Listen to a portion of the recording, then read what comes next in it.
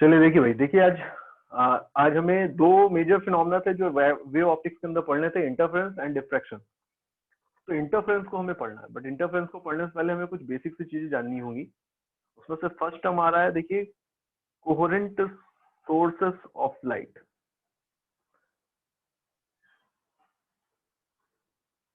Coherent sources of light, ये क्या है, इनको समझिए। पहले तो कोहेरेंट वर्ड जो है, इसका क्या मतलब, इसको समझिए। देखिए, मैं आपके सामने दो वेव्स ड्रॉ कर रहा हूँ, दो वेव्स के वेव फॉर्म ड्रॉ कर रहा हूँ, एंड देन इनको देखिए और समझिए कि इनके बीच में क्या रिलेशन एग्जिस्ट कर रहा है। देखिए, मैं डायग्राम देख, सपोज करिए कि दो वेव्स मैंने दिखाई हैं आपको, ये दोनों वेव्स किसी कॉमन स्पेस में किसी सेम डायरेक्शन के लॉन्ग ट्रेवल कर रही है। ओके, अगर इन दोनों वेव्स को मैं एक के ऊपर एक कॉन्साइड करके देखूं, तो मुझे यहाँ पर एक पॉइंट दिख रहा है कि ये देखिए, इस तरह का कुछ, सपोज करिए यहाँ पर ऐसा कुछ है। थोड़ा चेंज कर दूँ डायग्राम में। Let this is the y axis, ये है इसके लिए।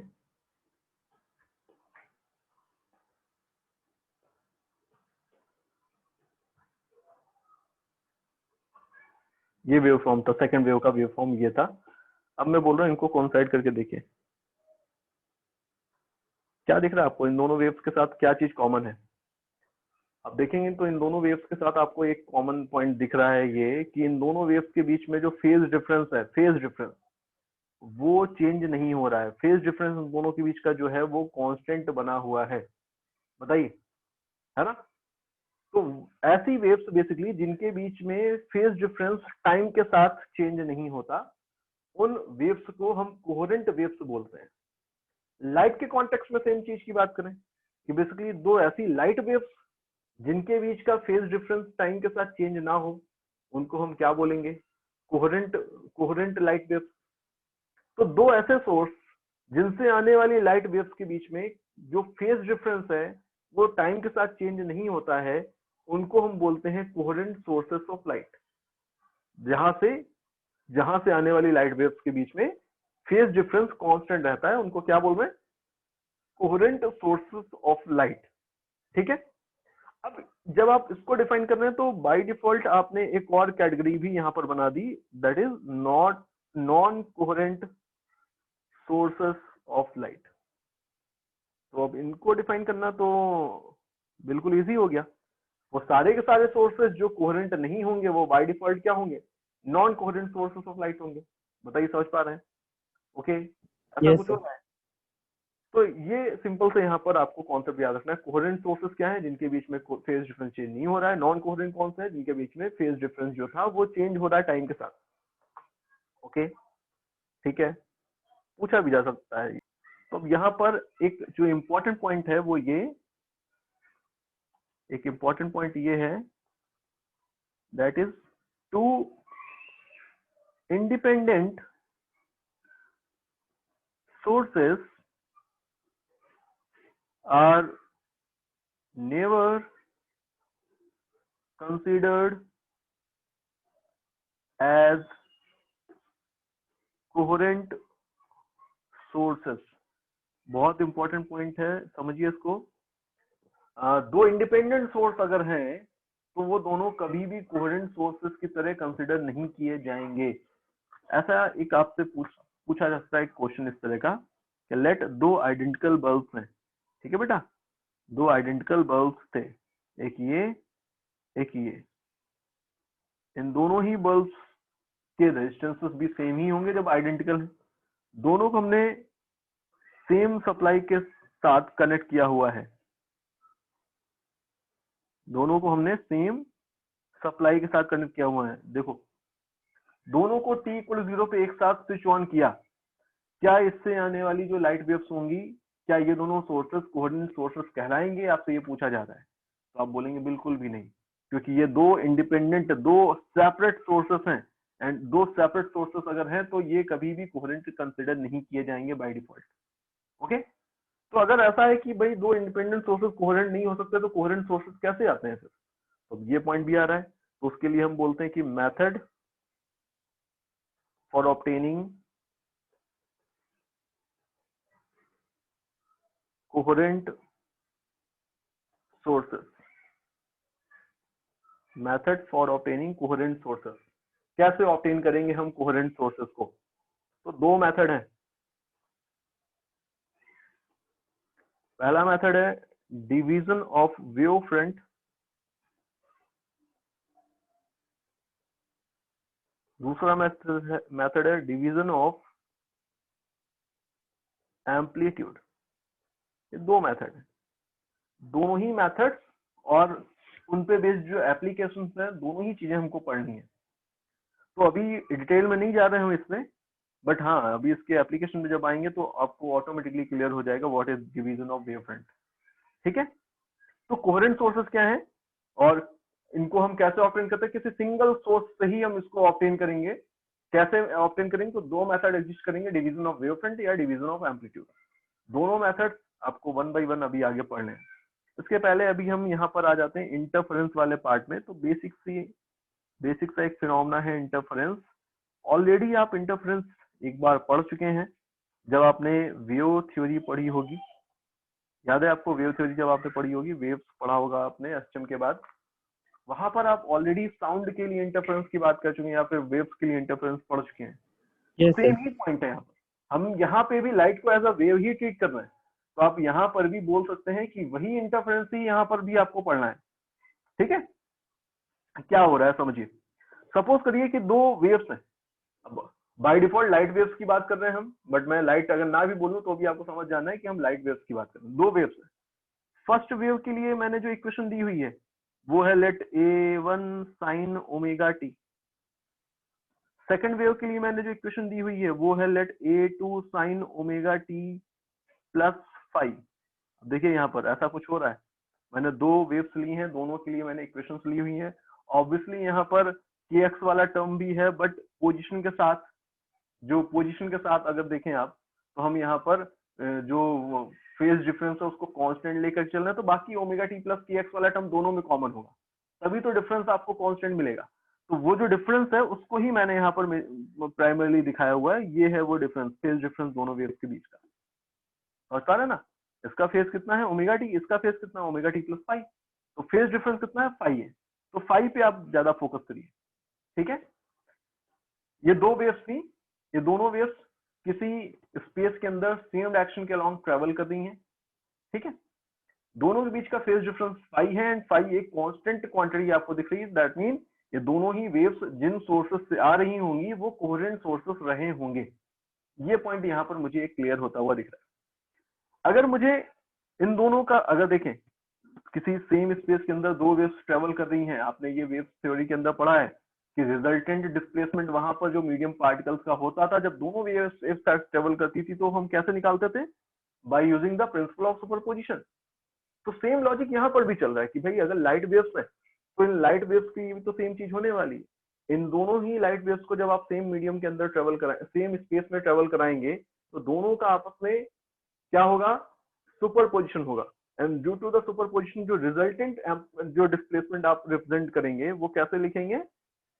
Like A1 sin omega T plus A2 sin omega T plus 5, ऐसे लिखेंगे। बताइए ऐसा हो जाएगा कुछ? ठीक है ना? अब इसके बाद का कैलकुलेशन कैसे करते हैं? तो इसका बाद का कैलकुलेशन करने के हमारे पास कई सारे मेथड्स होते हैं। एक तो मेथड हमारे पास सिंपली ये होता है कि हम इसमें यहाँ पर सिंपली ट्रिग्नोमेट्री को यूज करते हुए सिंप्लीफाई करें एंड कुछ स्टैंडर्ड फॉर्म में इसको ले आए। या फिर एक मेथड आपने वहां पर सीखा था वेव्स के अंदर कि हम यहाँ पर इसको सॉल्व करने के लिए फेजर डायग्राम बना लें। फेजर डायग्राम याद है आपको? फेजर डायग्राम, तो फेजर डायग्राम हम कई तरह से ड्रॉ करते हैं। एक फेजर डायग्राम का कॉन्सेप्ट देखिए यहाँ पर भी है, इसको यहाँ पर एक बार सीख लेंगे तो अल्टरनेटिंग करंट जब आप पढ़ेंगे तो वहां पे भी आपको हेल्पफुल दिखेगा। देखिए क्या है,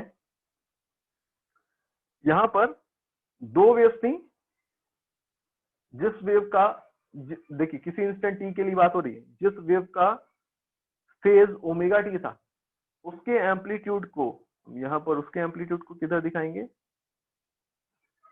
ओमेगा टी के लॉन्ग। उसके एम्पलीट्यूड को मतलब A1 था एम्पलीट्यूड, तो उसको हमने किधर दिखाया? ओमेगा टी के लॉन्ग। ओमेगा टी वाला, अगर ओमेगा टी वाला रेफरेंस लाइन ये है तो ओमेगा टी प्लस समथिंग, अब ओमेगा टी प्लस समथिंग जब आप करेंगे तो ओमेगा टी प्लस समथिंग मतलब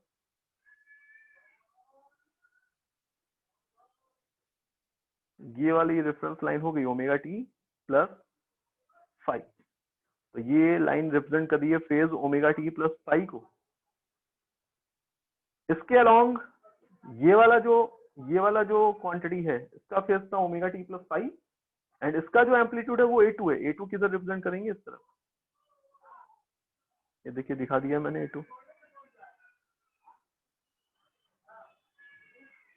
साइनोसॉइडल क्वांटिटीज के साथ डील करने के लिए ही तो हमने फेजर टेक्निक को बना रखा है, तो हमने A2 दिखा दिया है।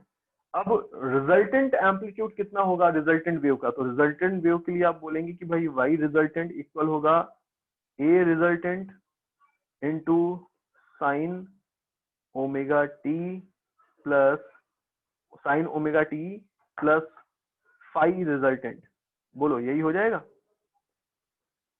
अब ये रिजल्टेंट एम्पलीट्यूड आपको लिखना है, अगर रिजल्टेंट एम्पलीट्यूड, तो ये दोनों आपको दिख रहे थे, इनका रिजल्टेंट कैसे लिखें, तो सिंपली वेक्टर्स की तरह ट्रीट करते हैं इसके बाद तो हम।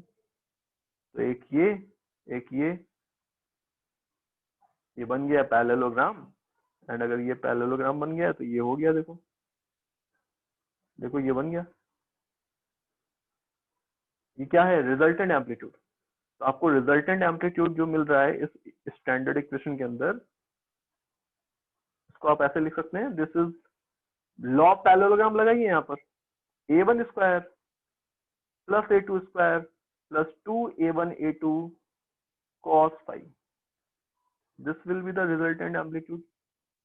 बताइए यही हो जाएगा ना, रिजल्टेंट एम्पलीट्यूड ये होगा, ये जो मैंने यहाँ पर दिखाया है।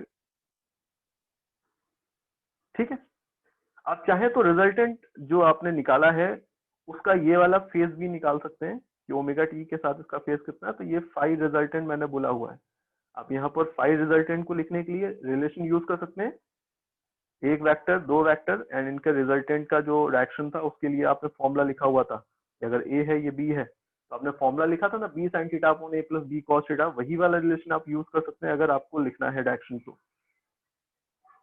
हालांकि हमें डायरेक्शन की यहाँ पर कोई जरूरत नहीं है, बट स्टैंडर्ड इक्वेशन लिख रहे हैं तो उसके अंदर सारे टर्म्स मैं रिप्रेजेंट कर देता हूँ। देखो यहाँ पर आप देखेंगे कि tan of phi resultant equal होगा b sine theta upon a plus B cos theta. ये हो जाता था, बताओ बेटा। यहां से अगर आप चाहें तो फाई रिजल्टेंट जो है इसकी वैल्यू लिख सकते हैं, this is tan inverse a2 sin phi upon a1 plus a2 cos phi। बताइए ठीक है, ये बन जाएगा। तो अब इस स्टैंडर्ड इक्वेशन के अंदर आपको ए रिजल्टेंट एम्पलीट्यूड मिल गया, रिजल्टेंट फेज मिल गया, ठीक है ना। अब आप बोलेंगे कि ये जो रिजल्टेंट इक्वेशन है वो ये वाली है। यहां तक की सारी चीजें क्लियर है सबको, बताइए ठीक है।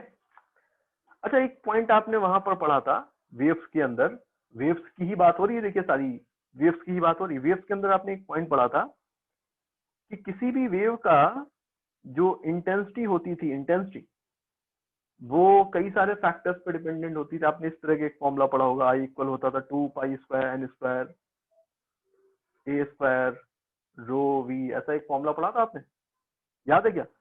इसमें से आप ज्यादा चीजें नहीं आपको, लेकिन ये पॉइंट जरूर याद होगा कि इंटेंसिटी जो होती थी वेव की वो एम्पलीट्यूड के स्क्वायर के प्रोपोर्शनल हुआ करती थी। याद है बेटा, है ना। इंटेंसिटी किसके प्रोपोर्शनल थी, ए स्क्वायर के प्रोपोर्शनल थी।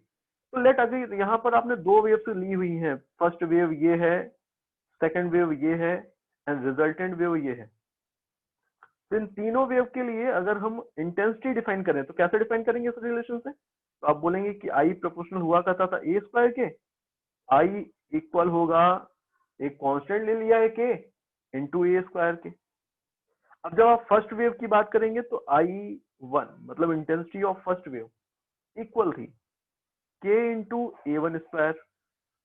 Intensity of second wave equal थी K into A two square and intensity of resultant wave equal है के इंटू ए रिजल्टेंट का स्क्वायर। बताइए ठीक है ना, ये पॉइंट क्लियर है आपको? तो आपको रिजल्टेंट एम्पलीट्यूड का रिलेशन तो ये मिला था। अब इस रिलेशन के अंदर अगर आप वैल्यूज रख देंगे सारे टर्म्स की जो यहाँ पर आपको दिख रहे हैं, तो आपको रिजल्टेंट इंटेंसिटी के भी रिलेशन मिलने वाले हैं। मैं वैल्यूज रखूंगा यहाँ पर, देखिएगा ध्यान से। यहाँ पर जो एक्सप्रेशन मैंने लिखे हैं, इन एक्सप्रेशन से मैं A1, A2 and A resultant इनकी वैल्यूज रखने जा रहा हूँ। देखिए यहाँ से A1 कितना आएगा बेटा? √I1/K। लेट ऐसे ही रख देते हैं, A1 स्क्वायर की वैल्यू रख देते हैं। A1 स्क्वायर कितना होगा?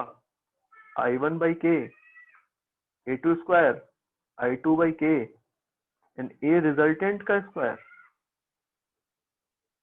I resultant by K। तो इस एक्सप्रेशन के अंदर वैल्यू रख रहा हूँ। देखिए root under A1 square plus A2 square plus 2A1 A2 cos phi था, स्क्वायर कर देते हैं बोथ साइड, तो A रिजल्टेंट का square A1 square plus A2 square plus 2A1 A2 cos phi बनेगा क्या? वैल्यूज डालिए यहाँ पर। ये I रिजल्टेंट अपॉन K है, ये I1 अपॉन K है, ये I2 अपॉन K है, ये 2 इंटू √I1 अपॉन K, ये √I2 upon K into cos phi. ऐसा मिल रहा है रिलेशन। इस रिलेशन में आपको दिख रहा है K पूरी इक्वेशन में कॉमन है। रिजल्टेंट इंटेंसिटी जो है वो मिली है मुझे I1 plus I2 plus 2 √I1 I2 into cos phi. This is the relation जो हमने यहाँ पर ऑब्टेन किया है। रिजल्टेंट इंटेंसिटी को रिप्रेजेंट करता हुआ ये रिलेशन यहाँ पर मुझे दिख रहा है। ठीक है, अब इंपॉर्टेंट पॉइंट क्या है? इंपॉर्टेंट पॉइंट यहाँ पर क्या है समझिएगा। इंपॉर्टेंट पॉइंट कि भाई अगर सपोज करिए, अगर दोनों ही वेव्स के बीच में देखें, दोनों ही वेव्स के बीच में अगर फेज डिफरेंस को चेंज करेंगे आप, अगर डिफरेंट डिफरेंट सिचुएशन में आप फेज डिफरेंस को देखें, चेंज हो रहा है, अगर चेंज कर दें अगर आप, तो उसी के बेसिस पर जो रिजल्टेंट इंटेंसिटी है वो भी आपको चेंज होती हुई दिखेगी। आपको दिख रहा है ना साफ साफ कि ये cos फाई की वैल्यू पे डिपेंडेंट है ना? तो अभी इस वाले एक्सप्रेशन से मैं बोल रहा हूँ कि यहाँ पर ये वाला जो टर्म है ना, इस वाले एक्सप्रेशन के अंदर ये वाला जो टर्म आपको दिख रहा है I1 I2 cos फाई, ये फाई के चेंज होने पर चेंज हो जाएगा। ये वाला टर्म तो चेंज नहीं हो रहा है, बट ये वाला टर्म फाई के चेंज होने से चेंज हो जाएगा ना?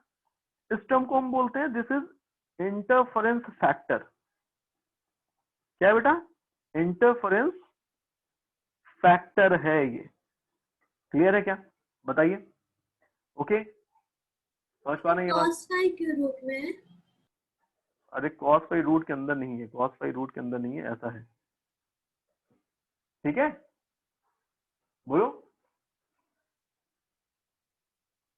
हाँ, अब देखिए यहाँ पर मैंने एक एक्सप्रेशन तो यहाँ पे निकाला हुआ, कुछ चीजों को और आपस में इंटरकनेक्ट करते हैं। देखिए कुछ चीजें और इंटरकनेक्ट कर रहे हैं। पहला पॉइंट तो यहाँ पर ये समझिए कि भाई आपने ऐसा एक रिलेशन देखा होगा between phase difference and path difference.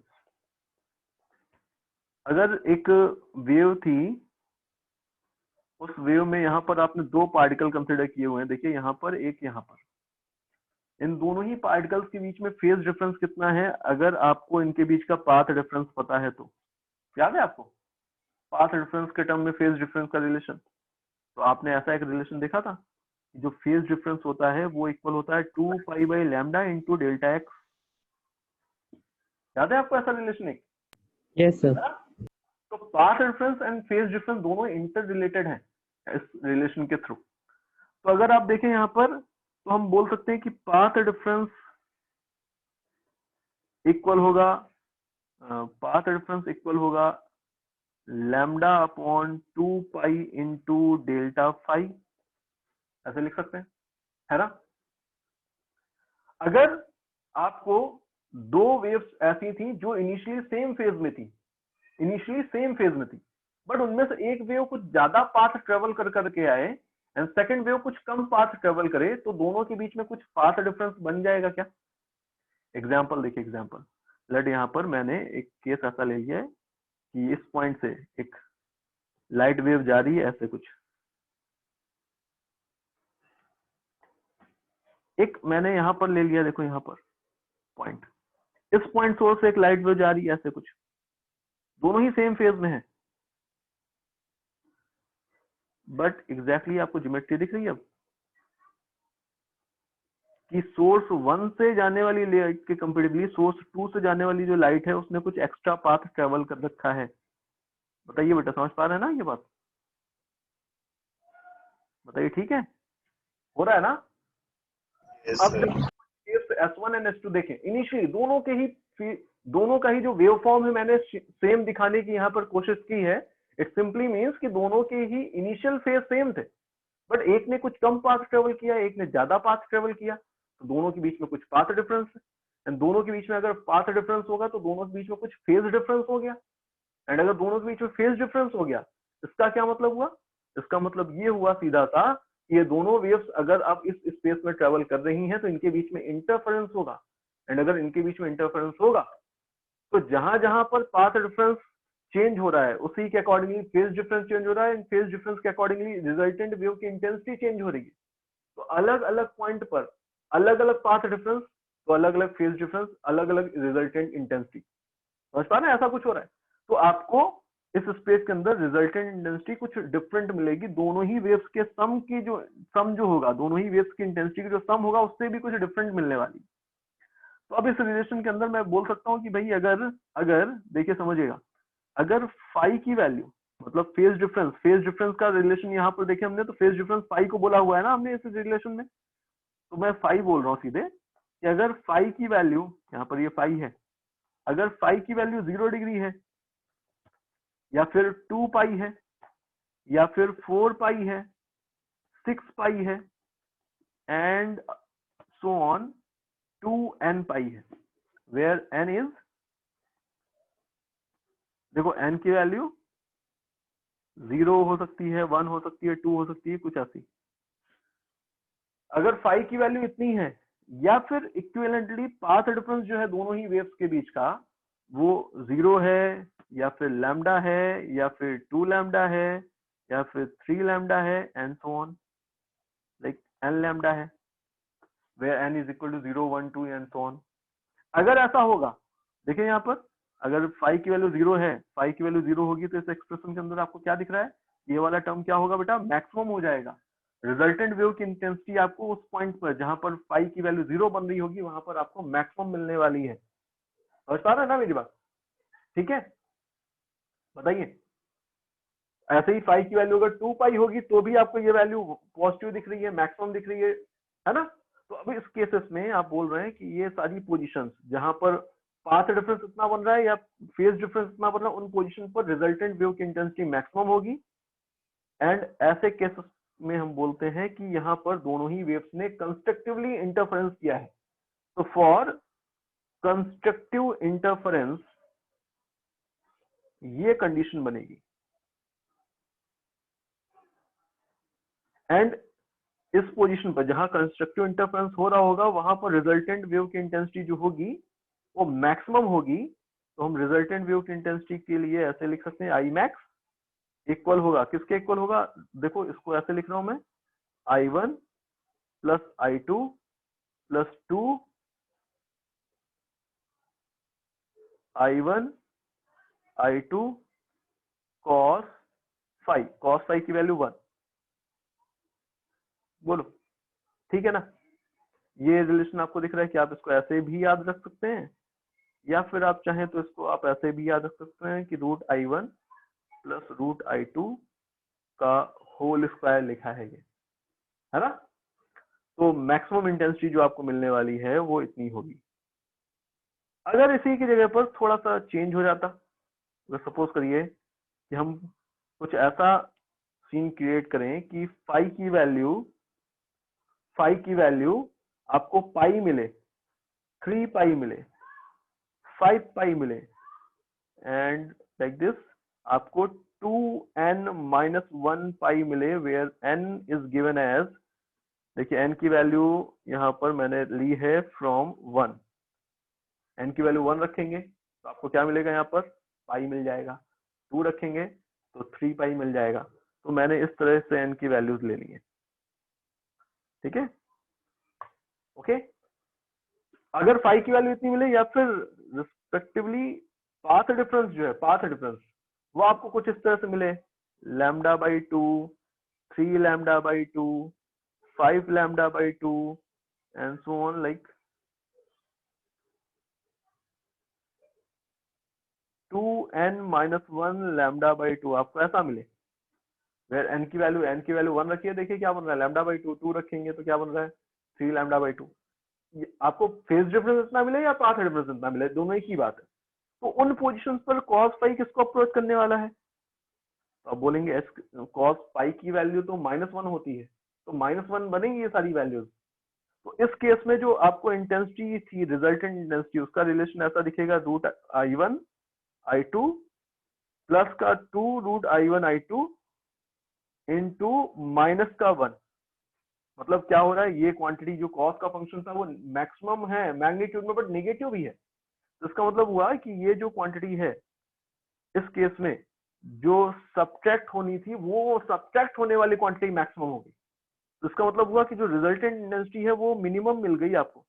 तो मिनिमम इंटेंसिटी कब होगी, जब ऐसा ऐसा कंडीशन बनेगी। एंड जब मिनिमम इंटेंसिटी आपको मिल रही है रिजल्टेंट वेव की किसी पॉइंट पे, तो हम बोलेंगे कि दोनों ही जो वेव्स हैं उन्होंने डिस्ट्रक्टिवली इंटरफेरेंस किया है। तो हम बोलते हैं इस सिचुएशन को फॉर डिस्ट्रक्टिव इंटरफेरेंस। ये कंडीशंस होनी चाहिए, ठीक है, ओके, बताइए समझ पा रहे हैं। तो डिस्ट्रक्टिव इंटरफेरेंस की कंडीशंस हैं ये। अब इस रिलेशन को हम ऐसे भी लिख सकते हैं, ये जो रिलेशन मैंने लिखा है इसको हम ऐसे भी लिख सकते हैं, जैसा कि अभी ऊपर वाले टर्म को लिखा है कि मिनिमम इंटेंसिटी जो होगी this is equal to √I1 difference √I2 का होल स्क्वायर। आप इसको ऐसे भी याद रख सकते हैं, ठीक है। अगर आप ये दोनों रिजल्ट देखें जो maximum intensity and minimum intensity का मैंने निकाला, इन दोनों को डिवाइड कर दें अगर, तो maximum intensity and minimum intensity, maximum intensity and minimum intensity दोनों का जो डिफरेंस होगा, दोनों का डिफरेंस आपको मिलने वाला है √I1 √I2, दोनों का सम √I1 डिफरेंस √I2, इन दोनों का स्क्वायर। ऐसे लिख सकते हैं, ऐसे लिख सकते हैं। और आप चाहें अगर तो यहाँ पर हम इसको ऐसे भी लिख सकते हैं, देखें अगर, तो जब आप मैक्सिमम इंटेंसिटी की बात कर रहे हैं तो उस केस में यहाँ पर हम एम्पलीट्यूड वाले रिलेशन के अंदर भी तो फाई देख रहे थे, एम्पलीट्यूड वाले रिलेशन के अंदर यहाँ पे भी तो ये टर्म क्या बना होगा बेटा, 2a1a2 cos फाई क्या हुआ था, 1 हुआ था। तो रिजल्टेंट एम्पलीट्यूड जो है वो भी तो मैक्सिमम रहा होगा, सिंपल सा मतलब है। इंटेंसिटी तो एम्पलीट्यूड के स्क्वायर के प्रोपोर्शनल थी। अगर किसी पोजीशन पर इंटेंसिटी मैक्सिमम है तो एम्पलीट्यूड भी मैक्सिमम रहा होगा, कितना, तो a1 square plus a2 square plus 2a1a2, यही बन रहा है मुझे, तो यहाँ पे यही बनता हुआ दिख रहा है रूट के अंदर। तो मैक्सिमम एम्पलीट्यूड कितना होगा, a1 square plus a2 square plus 2a1a2 का रूट। मिनिमम एम्पलीट्यूड कितना होगा, a1 square plus a2 square minus का 2a1a2 रूट के अंदर। ये बन रहा है रिलेशन, ठीक है ना। तो आप इसको भी यहाँ पर लिख सकते हैं साथ में ही, रिजल्टेंट इंटेंसिटी के साथ साथ जो एम्पलीट्यूड है वो भी मैक्सिमम है।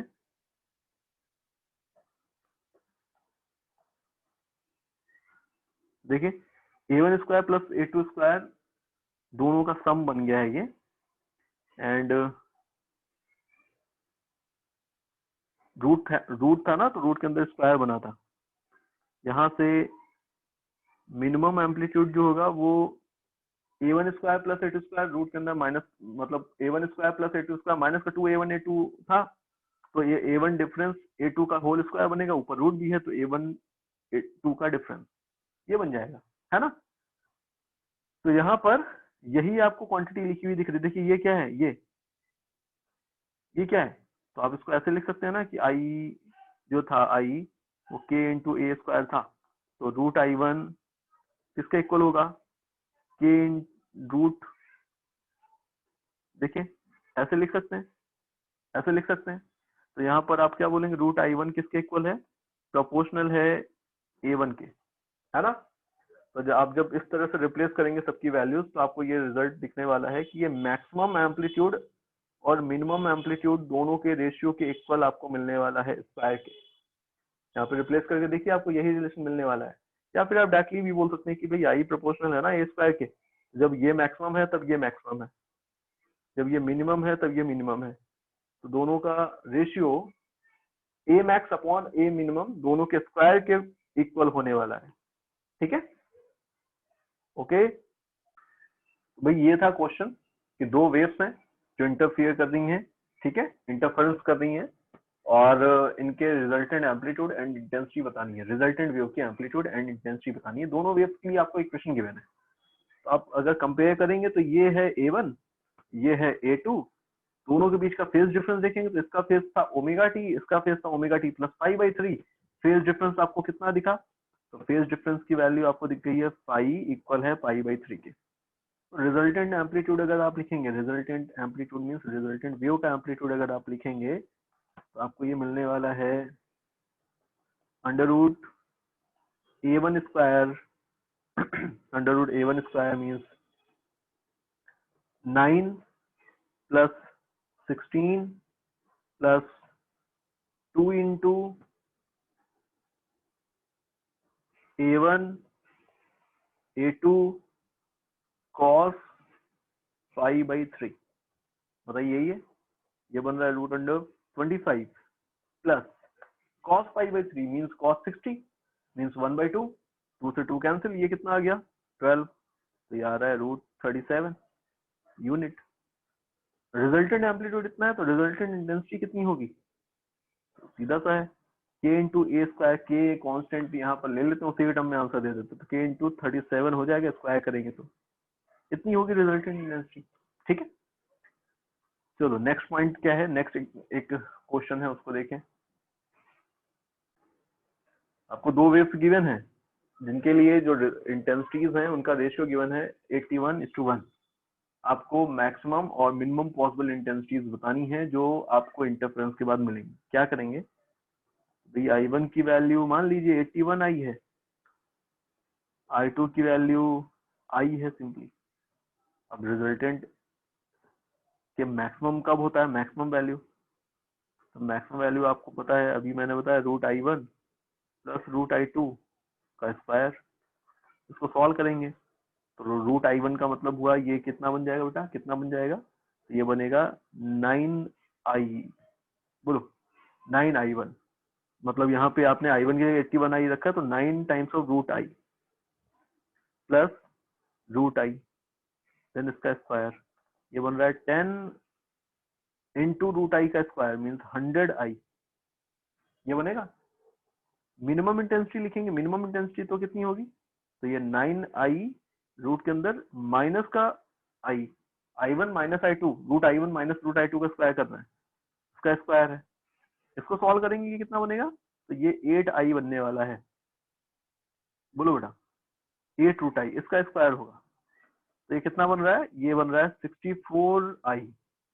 अब रेशियो लिखेंगे अगर मैक्सिमम का मिनिमम से, तो आई मैक्स अपॉन आई मिन कितना बन जाएगा, तो 100/64 कितना आएगा, ये 50 बाय कितना आएगा, 50/32, 25/16, बताइए ठीक है ना। Yes sir. चलिए देखिए क्या क्वेश्चन, कि भाई आपसे बोला जा रहा है कि दो वेव्स हैं जिनकी इंटेंसिटीज आई एंड 4i थी, देन इनके बीच में इंटरफेरेंस हो रहा है। तो किसी पॉइंट पर हमने देखा है दोनों ही वेव्स के बीच में जो पाथ डिफरेंस है वो λ/2 है, एक बार λ/3 है। इन दोनों पॉइंट्स पे रिजल्टेंट इंटेंसिटीज क्या होने वाली हैं, तो कैसे करेंगे, तो रिजल्टेंट इंटेंसिटीज से सबसे पहले यहाँ रिजल्टेंट इंटेंसिटीज के लिए आपको सबसे पहले तो फेज डिफरेंस पता होना चाहिए, तो पाथ डिफरेंस से फेज डिफरेंस ऑब्टेन कर लेते हैं। पाथ डिफरेंस से फेज डिफरेंस ऑब्टेन करने के लिए ये रिलेशन हमें पता है। तो फर्स्ट केस में आपको फेज डिफरेंस कितना मिल रहा है इस पोजीशन पर, कैंसिल हो रहा है, कैंसिल हो रहा है, फाई की वैल्यू आपको पाई मिली है। सेकंड केस में आपको फेज डिफरेंस कितना मिल रहा है सेकंड केस में, तो डेल्टा फाई इक्वल होगा 2 पाई/लैम्डा इंटू λ/3। इसको सॉल्व करें तो ये कितना मिल रहा है 2 पाई/3, है ना। तो फर्स्ट केस में जो रिजल्टेंट इंटेंसिटी है उसका रिलेशन लिखेंगे आप, तो आप लिखेंगे कि भाई ये होगा I1 प्लस I2, ठीक है, plus 2 into root I1 into root I2 into cos pi. Cos pi means minus का 1, तो -1 हो गया है ये। तो ये लिखा है 5i, एंड ये देखो बेटा क्या लिखा है, ये 2i लिखा है बेसिकली। तो 2i इंटू 2i मतलब 4i, बट इसके साथ में -1 भी था। क्या बन रहा है 5i माइनस 4i, मतलब आपको i मिला है ना। सेकंड केस के अंदर देखिए, सेकंड केस के अंदर तो ये तो फर्स्ट केस था, डिस्ट्रक्टिव इंटरफेरेंस हो रहा है बेसिकली, है ना। सेकंड केस के अंदर देखें तो क्या हुआ सेकंड केस में, यहाँ पर सेकंड केस के अंदर आपको दिख रहा है कि ये बन जाएगा रिलेशन जो था I1 I2 2 root I1 root I2 into cos 2 pi. Pi means 60 into 2 120 degree की बात हो रही है। तो कॉस 120 की वैल्यू कितनी होगी बताइए, कॉस 120 की वैल्यू, ठीक है क्या, ओके, माइनस का 1/2। इसको सॉल्व करने अगर तो ये कैंसिल, ये कितना बन रहा है, ये बन रहा है 5i माइनस, ये देखो ये क्या लिखा है, ये 2i लिखा है ना, ये 2i था एंड नेगेटिव साइन एक और आ गया है, तो रिजल्टेंट इंटेंसिटी आपको कितनी मिली है 3i मिली है। बताइए ठीक है, ओके, हाँ ठीक है, ओके। अब देखिए यहाँ पर एक एक्सपेरिमेंट है जो हमें पढ़ना है, जिसको हम बोलते हैं यंग्स डबल स्लिट एक्सपेरिमेंट। क्या बोलते हैं बेटा हम इसको, यंग्स डबल स्लिट एक्सपेरिमेंट। इसको हम शॉर्ट में बोलेंगे YDSE। तो वेव ऑप्टिक्स का सबसे मेजर पोर्शन तो यही है YDSE एंड इसका वेरिएशन। समझिए क्या है, पहले तो सिचुएशन को समझिए क्या हो रहा है। यहाँ पर मैंने एक आपके सामने स्क्रीन ली हुई है, यहाँ पर ये देखिए एक स्क्रीन है आपके सामने।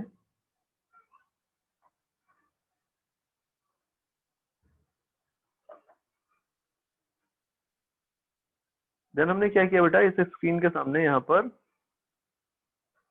एक सोर्स ऑफ लाइट रखा हुआ है। यहाँ एक सोर्स ऑफ लाइट था जहां से लाइट आ रही थी, लेट ये एक सोर्स ऑफ लाइट है। इस सोर्स ऑफ लाइट से लाइट आ रही थी ऐसे,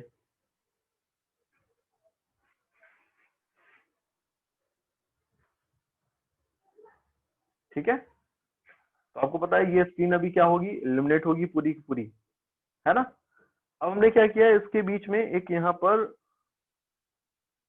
एक ओपेक शीट और रख दी है ऐसे कुछ, इसके बीच में हमने एक ओपेक शीट रख दी है। तो अब क्या होगा, अब ये जो स्क्रीन थी ये तो इस स्क्रीन पर लाइट तो अब डायरेक्टली इंसिडेंट नहीं होगी, तो अब ये स्क्रीन कैसी रहेगी, डार्क रहने वाली है, बोलो ठीक है ना। स्क्रीन अब कैसी रहेगी बेटा, डार्क रहने वाली है, कोई भी लाइट नहीं पहुंच रही होगी, ऐसा कुछ केस है। हमने क्या किया, इस स्क्रीन पर ध्यान से देखिए, इस स्क्रीन पे हमने स्लाइटली दो इस तरह के स्लिट फॉर्म कर दिया। स्लिट डिफरेंट डिफरेंट शेप के हो सकते हैं, सर्कुलर हो सकते हैं या फिर ऐसे हो सकते हैं। अभी हम कैसे दो इस तरह के स्ट्रिप लाइक स्लिट की बात करें, ये बहुत ही स्मॉल विथ होती है इनकी, जितना आपको दिख रहा है उससे भी स्मॉल विथ होती है प्रैक्टिकली इनकी। मैंने ऐसे स्लिट फॉर्म कर दिए हैं यहाँ पर। अब क्या होगा कि भाई यहाँ से जो लाइट जा रही थी वो इस ओपेक शीट की वजह से इस स्क्रीन पे नहीं पहुंच रही थी, बट आपने जैसे ही इस तरह से दो स्ट्रिप कट करके रिमूव की, वैसे ही लाइट इन पोर्शन से एंटर करेगी ना। एग्जैक्टली स्क्रीन पे कैसी दिखेगी उसको समझने से पहले मैं एक आपको साइड व्यू दिखा रहा हूँ। साइड व्यू ऐसा कुछ दिखेगा कि ये है स्क्रीन, साइड व्यू देखिए ये थी स्क्रीन, ये थी बीच की वो ओपेक शीट जिसने इस स्क्रीन को कवर कर रखा था, एंड यहाँ पर था एक सोर्स ऑफ लाइट जिसकी हम बात कर रहे थे। इस सोर्स ऑफ लाइट से लाइट रेज आ रही थी कुछ ऐसे। अब लाइट रेज को रिप्रेजेंट करने के लिए मैं यहाँ पर किसकी हेल्प ले रहा हूँ, वेव फ्रंट की। तो ऑब्वियसली ये जो पॉइंट सोर्स ऑफ लाइट था इससे स्पेरिकल वेव फ्रंट एमिट हुआ था, बट हम अभी इसमें से राइट साइड वाले पोर्शन को ही देख रहे हैं क्योंकि हमारे लिए पता है कि स्क्रीन तक जो लाइट पहुंची तो उसमें से राइट साइड वाला पोर्शन ही दिखाना जरूरी केवल। तो ये इस तरह से ये वेव फ्रंट यहाँ पर मैंने दिखा दिया है, देख पा रहे हैं।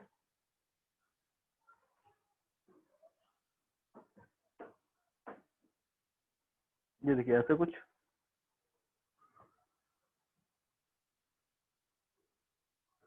ऐसा कुछ हो रहा था, बट आपको दिख रहा है यहाँ पर कि भाई स्क्रीन पे तो लाइट नहीं पहुंच पाएगी। हमने क्या किया था, यहाँ पर हमने स्मॉल से 2 स्लिट फॉर्म कर दिए थे। ये देखिए यहाँ पर, अब जनरली तो हम यहाँ पर सिमेट्रिकल पोजीशन लेकर के चलते हैं। ये देखिए ऐसे 2 स्लिट्स मैंने यहाँ पे फॉर्म कर दिया। अब क्या होगा बेटा, यहाँ पर इस ओपन पोर्शन पे ध्यान से समझिएगा, ये इंपॉर्टेंट पॉइंट। यहाँ पर जो वेव फ्रंट इंसिडेंट हुआ होगा, अब दोनों के लिए अगर सिमेट्रिकल पोजीशन है तो सेम वेव फ्रंट यहाँ पर आएगा, दोनों के ऊपर आएगा ना। तो ये दोनों जो पोजीशन है ये सिमेट्रिकल हो गई इस पॉइंट सोर्स के लिए, ये एंड ये दोनों ही पोजीशंस कैसी हैं, सिमेट्रिकल है। तो अब आपको जो हाइजन की थ्योरी थी उसके अकॉर्डिंग याद होगा कि किसी भी वेव फ्रंट में आप कोई भी पॉइंट सिलेक्ट करेंगे वो पॉइंट इटसेल्फ एक पॉइंट सोर्स की तरह बिहेव करता है। तो ये जो वेव फ्रंट है इसमें जिस पॉइंट पे ये ओपन स्पेस दिख रहा है, उस पॉइंट पे जो आप पॉइंट कंसीडर कर रहे हैं, उस पोजीशन पे जो पॉइंट कंसीडर कर रहे हैं, वो कैसे बिहेव करने वाला है, वो एक पॉइंट सोर्स की तरह ट्रीट कर सकता है। बताइए, तो आप इसको अगर एक पॉइंट सोर्स की तरह ट्रीट करेंगे, यहाँ पे जो पॉइंट आ रहा है तो उन पॉइंट सोर्स से फर्दर लाइट सेकेंडरी वेवलेट्स निकलेंगी। तो वो सेकेंडरी वेवलेट्स को रिप्रेजेंट करता हुआ मैंने ये एक डायग्राम दिखा दिया। ये देखिए इधर से जो वेव्स जा रही हैं वो ऐसे दिखा दी मैंने।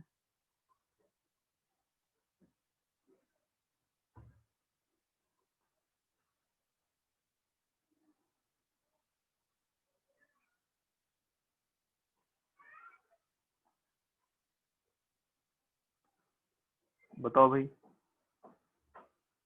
इधर जाने वाली वेवलेट्स जो थी, वेव फ्रंट ऐसे जा रहे थे, तो ये एक सोर्स की तरह बिहेव करने लगा जिसको मैंने S1 बोल दिया। इसी तरह से बेटा ये जो पॉइंट है, यहाँ पे जो पॉइंट आप देख रहे हैं, ये पॉइंट भी एक सोर्स की तरह बिहेव करेगा। यहां से भी सेकेंडरी वेवलेट्स जाएंगे ऐसे। बताइए ऐसा होगा कुछ, ठीक है ना। सर इसमें इंटेंसिटी कम हो जाएगी ना। नहीं, इंटेंसिटी वाले पॉइंट पे आते हैं, अभी क्लियर करता हूँ मैं। ओके इंटेंसिटी वाले पॉइंट पे आते हैं अभी डायग्राम क्लियर हो रहा है। पहले तो ये बताओ एग्जैक्टली कि पिक्चर में दिख क्या रहा है, ये क्लियर हो रहा है। Yes sir. ये 2 स्लिट्स हैं जहां से लाइट एंटर करेंगी। अब आप बोलेंगे कि अगर इस स्क्रीन पे देखें, अब भाई मैंने कुछ वेव फ्रंट ड्रॉ किए हैं, बट एक्चुअल में तो पूरे स्पेस में ये स्प्रेड हो रहा है ना, ऐसे पूरे स्पेस में स्प्रेड हो रहा है। अब आप देखेंगे यहाँ पर कि भाई अगर यहाँ पर मैं कोई पॉइंट कंसीडर करूं, लेट यहाँ पर एक जनरल पॉइंट कंसीडर कर, तो कुछ वेव है जो यहाँ से गई हैं एंड यहाँ से भी जा रही हैं वेव, जा रही है ना, बोलो। दोनों ही सोर्स यहाँ पर हैं। अब ये जो स्लिट्स थे S1 एंड S2, ये 2 स्लिट्स नहीं है, इनफैक्ट ये एक सोर्स ऑफ लाइट की तरह बिहेव कर रहे हैं। तो ये दोनों जो सोर्सेस हैं S1 and S2, these are the coherent sources, क्योंकि सेम वेव फ्रंट पे आए थे ये दोनों पॉइंट। सिमेट्रिकल पोजीशन होने की वजह से सेम वेव फ्रंट के दोनों पॉइंट से दोनों का ही इनिशियल फेज सेम था। अब जहां पर ये वेव्स पहुंचेंगी उनके बीच में जो फेज डिफरेंस था वो टाइम के साथ चेंज नहीं हो रहा है। समझ पा रहे हैं क्या। तो ये कैसे है, कोहेरेंट वेव्स आ रही हैं एंड सोर्सेस कैसे हैं, कोहेरेंट सोर्सेस है। तो हमने क्या किया है, हमने एक एक्चुअल सोर्स ऑफ लाइट से एक एक्चुअल सोर्स ऑफ लाइट हमने यहाँ पर लिया हुआ है। उस एक्चुअल सोर्स ऑफ लाइट से हमने दो कोहेरेंट सोर्सेस को ऑब्टेन किया हुआ है, एंड ये जो केस है जिसमें इस मेथड से जब हम दो कोहेरेंट सोर्सेस बना रहे हैं तो इसको हम बोलते हैं कि ये हमने वेवफ्रंट का डिवीजन कर दिया, इस पॉइंट से वेवफ्रंट क्या हो रहा है, डिवाइड हो रहा है। तो ये फर्स्ट मेथड है, method of division of wavefront. अभी ये वाली पोजीशन मैंने जो है इसकी सिमेट्रिकल रखी हुई है, इसमें आगे हम वेरिएशन भी देखेंगे, फिलहाल अभी मैंने इसको सिमेट्रिकल ले लिया है। बताइए कोई कंफ्यूजन है यहाँ तक? ठीक है, तो अब क्या होगा आप समझिए, ये जो पॉइंट मैंने दिखाया है येलो कलर से, ये पॉइंट पी, अब वो पॉइंट पी एग्जैक्टली कहां पर है उस पर डिपेंड करेगी सिचुएशन कि रिजल्टेंट इंटेंसिटी क्या होगी पॉइंट पी पर। क्योंकि अगर आप ध्यान से देखें तो जब आप एग्जैक्टली ये वाला पॉइंट लेंगे तो सिमेट्रिकल पोजीशन है भाई, ध्यान से समझिए, थोड़ा सिमेट्रिकल पोजीशन है, डायग्राम उतना क्लियर नहीं है रहा, मैं इसको थोड़ा सा शिफ्ट कर देता हूँ S2 को नीचे, यहाँ पर है S2 ऐसा मानिएगा। देखिए अब जब यहाँ पर ये पॉइंट जो देखना पॉइंट O, जब आप पॉइंट O की बात करेंगे ये पॉइंट की, तो आपको क्या दिखेगा कि S1 से आने वाली लाइट और S2 से आने वाली लाइट, दोनों ही लाइट वेव्स ने इक्वल पाथ ट्रेवल किए हैं ना, इक्वल पाथ ट्रेवल। तो इस पॉइंट पे अब जो भी लाइट एंटर कर रही है S1 एंड S2 से, दोनों की इंटेंसिटीज अभी हम यहाँ पर लेकर के चल रहे हैं कि सेम है, दोनों ही स्लिट्स के साइज पे डिपेंड करेगा कि कितनी लाइट एंटर कर पा रही है स्लिट से। अगर आपने दोनों ही स्लिट्स की विड्थ इक्वल ले ली है तो दोनों ही स्लिट्स से एंटर करने वाली लाइट का अमाउंट भी इक्वल होगा, तो इंटेंसिटीज भी इक्वल रहने वाली हैं। ठीक है, तो अभी मैंने इक्वल साइज के इक्वल विड्थ के दोनों ही स्लिट फॉर्म किए हुए हैं सो दैट इंटेंसिटीज इक्वल थी।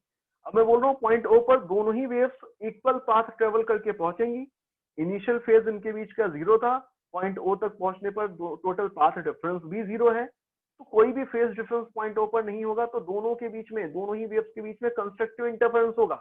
तो पॉइंट O पर रिजल्टेंट इंटेंसिटीज जो होंगी वो दोनों ही सोर्सेस से आने वाली लाइट की इंटेंसिटीज के सम से भी ज्यादा होने वाला है according to constructive interference concept. समझ पा रहे हैं ये बात? ठीक है ना? तो अलग अलग पोजीशन पे, इस स्क्रीन के अलग अलग पोजीशन पे आप देखेंगे तो पाथ डिफरेंस कहीं पे 0 है, कहीं पे λ/2 होगा, कहीं पे लैम्डा होगा, कहीं उससे ज्यादा होगा, कहीं उससे कम होगा। तो डिफरेंट डिफरेंट पोजीशन पर S1 S2 से जो लाइट्स पहुंच रही होंगी उनके बीच में पाथ डिफरेंस आपको दिखने वाला है अलग अलग। तो उसी के अकॉर्डिंगली इंटेंसिटी जो होगी रिजल्टेंट वेव की वो भी स्क्रीन पे आपको अलग अलग पोजीशन पे अलग अलग दिखने वाली है। एक अगर मैं एक एक थोड़ा सा जनरल सा डायग्राम बनाऊं तो मैं कुछ इस तरह का डायग्राम देखूंगा स्क्रीन पे कि मुझे ऐसा कुछ ज्योमेट्री दिखने वाली है। देखिए कैसे मैं ड्रॉ कर रहा हूँ, फिर दिखाता हूँ आपको। देखिए हम देखेंगे कि स्क्रीन पे कुछ इस तरह का पैटर्न बनेगा, इस तरह का कुछ पैटर्न बनेगा। अब ये पैटर्न एकदम एग्जैक्टली जो प्रैक्टिकल केस में होता है वैसा तो नहीं बन पा रहा है, बट हाँ काफी सारी चीजें सिमिलरिटी आपको यहाँ पर दिख रही है। देखिए समझिएगा, स्क्रीन के जस्ट सामने अगर मैं यहाँ पर देखूं, स्क्रीन के जस्ट सामने जो पॉइंट आ रहा था सोर्स को कनेक्ट करता हुआ, सोर्स से अगर आप एक नॉर्मल ड्रॉ करेंगे स्क्रीन पर, ये जो पॉइंट O है उस पॉइंट पे क्या हो रहा है कंस्ट्रक्टिव इंटरफेरेंस, तो यहाँ पे जो आपको इंटेंसिटी दिख रही है वो मैक्सिमम है। ठीक है, जब आप इस पॉइंट O से अप साइड ऊपर की तरफ जाएंगे, इस तरफ अलग अलग पॉइंट्स पे देखेंगे तो ऊपर की तरफ जाने पे पाथ डिफरेंस बढ़ेगा, 0 से बढ़ेगा, है ना। 0 था पाथ डिफरेंस पॉइंट ऊपर, दिन ऊपर ऊपर जाते जाते S2 से आने वाली जो वेव है उसका पाथ बढ़ता जाएगा। तो बढ़ने का मतलब ये है कि पाथ डिफरेंस 0 से अब λ/2 की तरफ जा रहा है। तो जिस पॉइंट पे जाकर के पाथ डिफरेंस दोनों के बीच का λ/2 हो जाएगा, उस पॉइंट पे जो फाई है वो पाई को अप्रोच कर जाएगा क्या?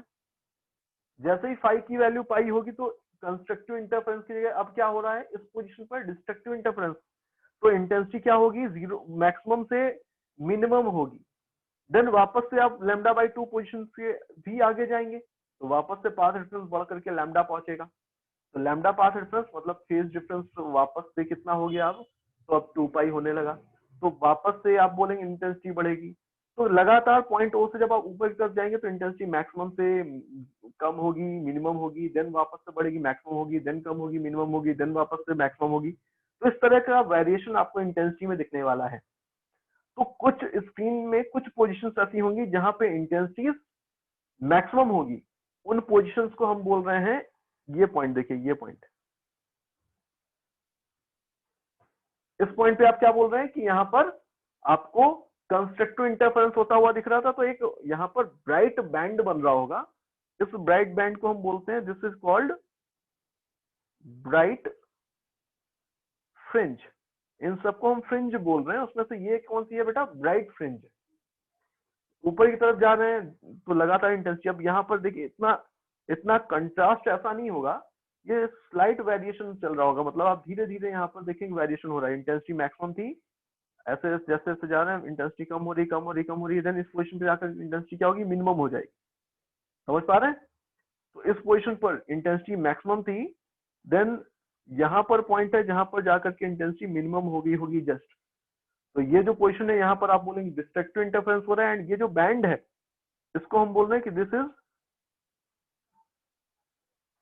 Dark band. क्या ये? ब्राइट बैंड, ब्राइट फ्रिंज और डार्क फ्रिंज, दो चीजें हैं यहाँ पर। फिर से ब्राइट फ्रिंज, फिर से डार्क फ्रिंज, फिर से ब्राइट फ्रिंज, फिर से डार्क फ्रिंज, इस तरह का कुछ पैटर्न आपको यहाँ पर बनता हुआ दिखेगा। समझ पा रहे हैं? तो फ्रिंजेस यहाँ पर आपको स्क्रीन पे बनती हुई दिखेगी। क्लियर है क्या? बताइए।